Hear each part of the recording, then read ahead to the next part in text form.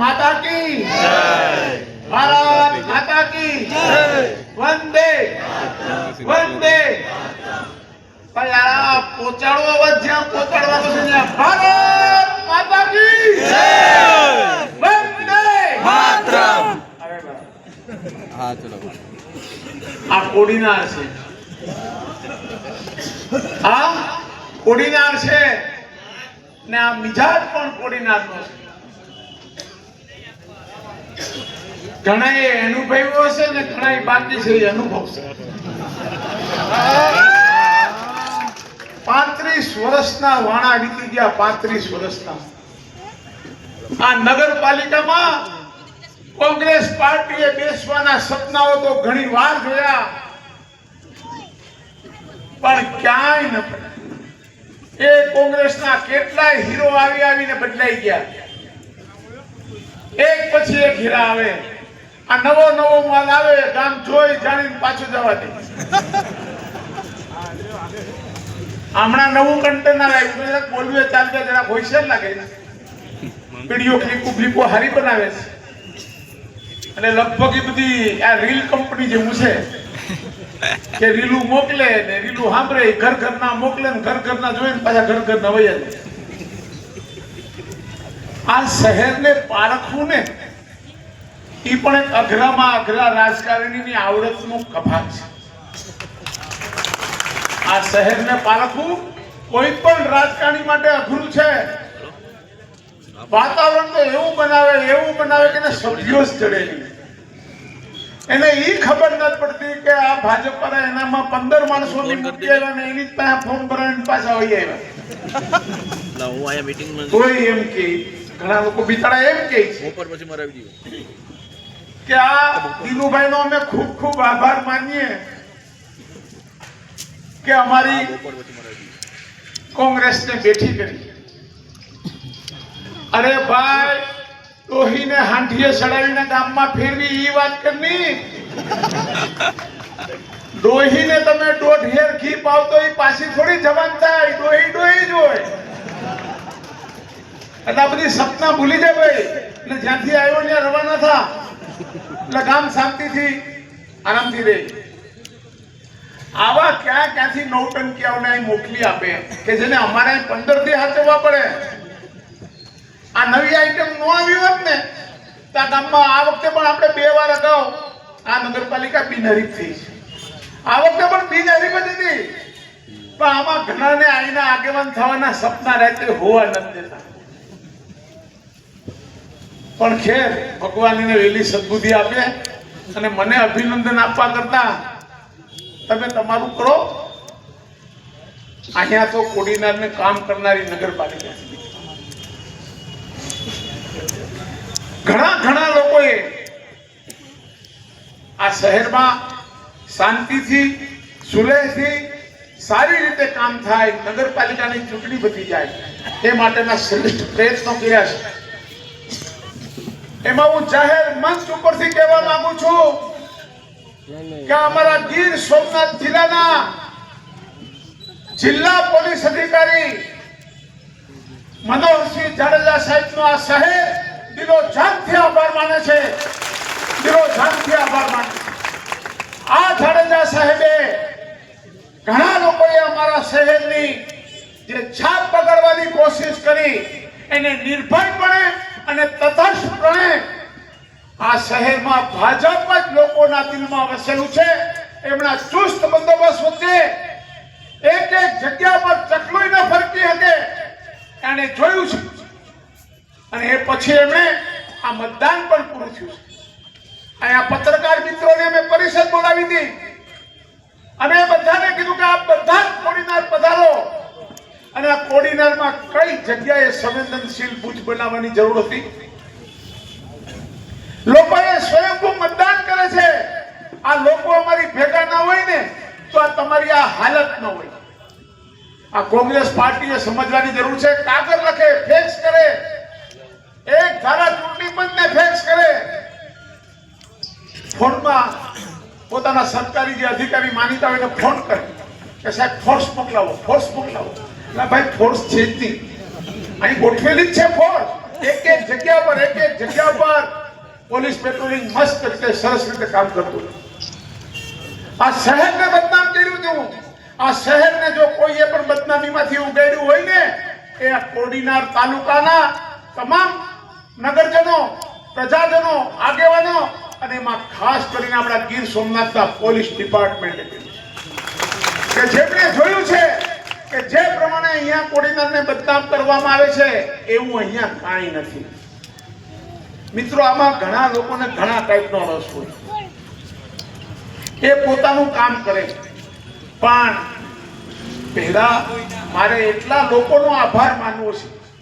મેં આપને કીધું એમ આપણા ડીએસપી સાહેબ જાડેજા સાહેબનો આપણે દિલો જાનથી આભાર માન્યો.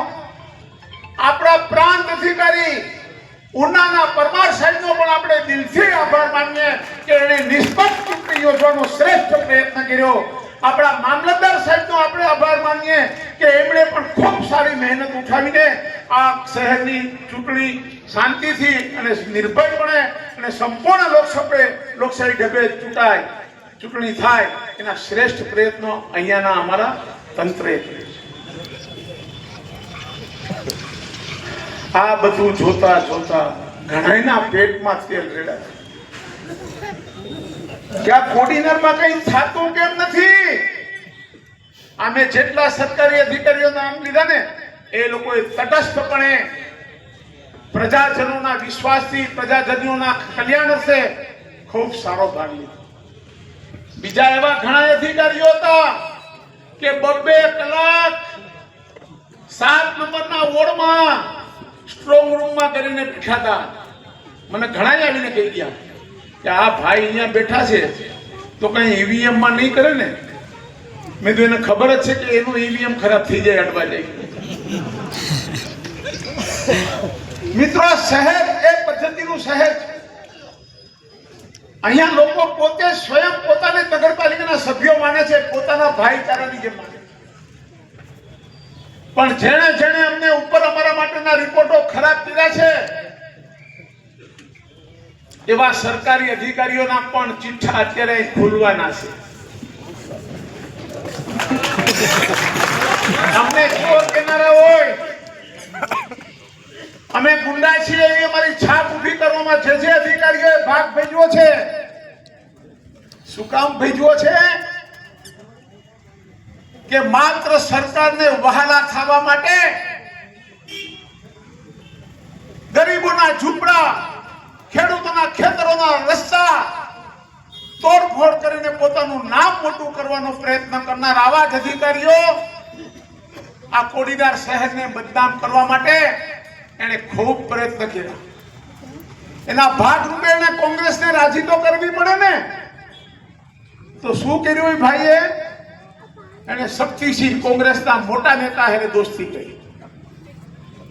શક્તિસિંહ ભાઈને એને એમ કીધું કે શક્તિભાઈ, તમને હું કોડીનાર નગરપાલિકા તમને કોંગ્રેસને તમારા તાસ્ટમાં ધરી દઉં. તમે મને ગમે એમ કરીને વેરાવળના મારા થયેલા કામથી મને સુપ્રીમ કોર્ટમાં જે રીટ પિટિશન દાખલ થઈ છે ને એ રીટ પિટિશનથી તમે મને બચાવો. એ ભાઈની કાસડી ત્યાં હલવાની છે સુપ્રીમ કોર્ટમાં. એના ભાગરૂપે આપે જોયું હશે શક્તિભાઈની સાથે વેરાવળના મુસ્લિમ સમાજના અને કહેવાતા કોંગ્રેસના આગેવાન પણ બાજુમાં બેઠા હતા. યાદ આવી ગયું? બધા ફોટા જોયા હતા ને? એને કીધું કે કાંઈક આમાં કરો નહીં. પછી આપણા પડોશી ધારાસભ્ય પુંજાભાઈ ભાઈ એને પણ સાથે લઈ આવ્યા કે ભાઈ આને કંઈક થોડોક શાંત પાડી દઉં ને આ ભાઈને પણ. મારા ભાઈ, કેમ કે ઉના શહેરમાં અખાદ્ય તેલનું જે કૌભાંડ થયું હતું એમાં ઉચ્ચ અધિકારીએ મોટા પૈસા લઈ મોટો તોડ કરીને એ આખું ભીનું સંકેલી દીધું.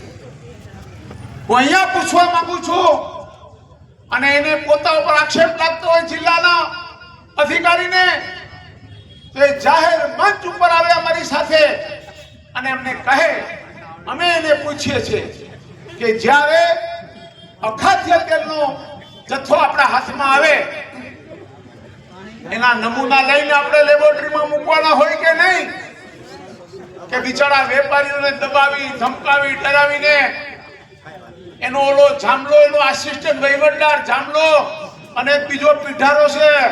પીઠારો એટલે સમજો જ ને, આલી દરવારો ન હોય તો અમારા કાઢીઓને પૂછ લો પીઠારો એટલે કોણ. આ પીઠારો અને આ જામલો એના બે મોટા વહીવટદાર છે. આખા જિલ્લામાંથી ઉઘરાવીને રૂપિયા ઉચ્ચ અધિકારી ખાઈ રહ્યો છે. મારે તમને ના ઘણા નમૂના મારી પાસે કાઢવાના છે. મેં ઉનાનો દાખલો એટલા માટે આપ્યો કે આપણા પડોશી ધારાસભ્યએ પૂરજોશમાં કૌભાંડ માટે લડત ઉપાડી. ગોઠણિયા ભેર થઈ ગયો અધિકારી, ગોઠણિયા ભેર. એ ખૂબ આપણા પાડોશી માજી ધારાસભ્ય છે, વિદ્વાન માણસ છે. એની સંસદીય કાર્યવાહી ખૂબ જોરદાર અને ધારાસભ્ય રાજકારણમાં રહેનારા લોકોએ શીખવા જેવી છે. અને એની આવડત અને એની મક્કમતાને કારણે એને ગોઠણિયા ભેર કર્યો અને એ અધિકારીએ એના જામલાને આ પિંઢારાને મોકલાવી અને માલ દઈને વહીવટથી બધું શાંત કરાવ્યું. વેપારીને દબાવ્યા, ધમકાવ્યા, પાછા આપી દીધા. ખૂબ ઘણું કામ થયું. આવી એક વાત નથી મિત્રો, હું આપને કહું, મારી પાસે એનું આખું લિસ્ટ છે. હું જાહેર મંચમાંથી સરકારશ્રીને અને આપણા મુખ્યમંત્રીશ્રીને વિનંતી કરું છું કે આપ થોડા ઘણા કોઈ નાના કામને કારણે આવા અધિકારીને અમારા જિલ્લામાં છૂટ ના આપો અને અમારી પ્રજાને લૂંટાતી બચાવો. હું આપ બધાને અહીંયા કહું છું કે આવા અધિકારીને દૂધનું દૂધ અને પાણીનું પાણીનું ન કરીને બતાવું ત્યાં સુધી હું મારા જીવનનો અંતિમ શ્વાસ લઈશ. ચાહે મારું રાજકારણ રહે કે ના રહે, મારું જાહેર જીવન પણ છોડી દેવું પડે તો હું છોડી દઈને પણ આ ભ્રષ્ટાચારી અધિકારીને હું છોડવાનો નથી. તમારે બધાએ મારી સાથ આપવાનો છે. મારી સાથે ભલે 50 માણસ હોય, 50 ના 100 થશે, 200 થશે, 1000 થશે, 500 થશે. એ ભલે અત્યારે ઉપર ગાંધીનગરમાં ખૂબ વહાલાટ કરતા હોય પણ એમ માનતા હોય કે મેં આ કામ કર્યું ને આ કામ કર્યું. એ એમ કહે છે કે વેરાવળમાં જે કાંઈ થયું બધું મેં કર્યું. નહીં, માત્ર ને માત્ર જો કોઈએ હિંમત કરી હોય તો શિવાજીએ કરી છે. ને શિવાજીનો ખિતાબ હું અમારા તરફથી પણ આપું ને તો આપણા પોલીસના ડીએસપી સાહેબ બનોરસિંહ જાડેજાના.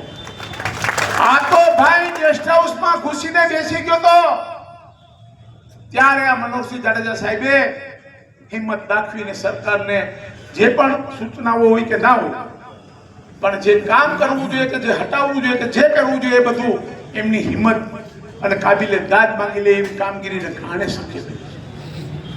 અને આ પોતે જ્યારે મુખ્યમંત્રી શ્રી આવે કે કોઈ પણ રાજકીય મોટી વ્યક્તિ આવે ત્યારે પોતે જાણે કરતા હોય એવું બધું બધા. અરે મારા ભાઈ, મારે આ બધાને કેવું છે કે આપણે એક ઠરાવ કરીએ કોડીનારની જાહેર જનતા તરફથી અને નરેન્દ્રભાઈને આપણે દિલ્હી મોકલી આપીએ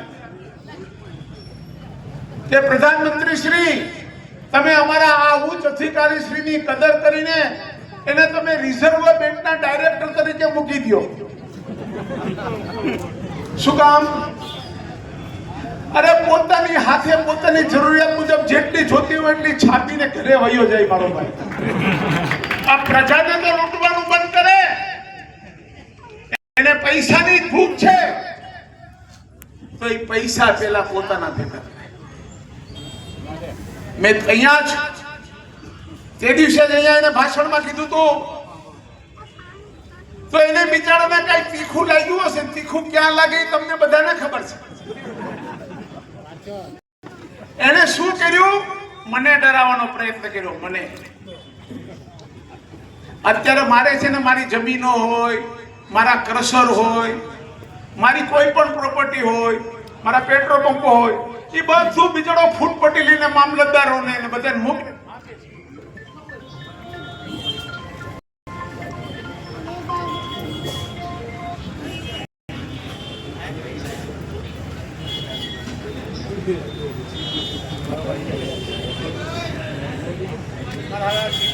છેડા કર્યા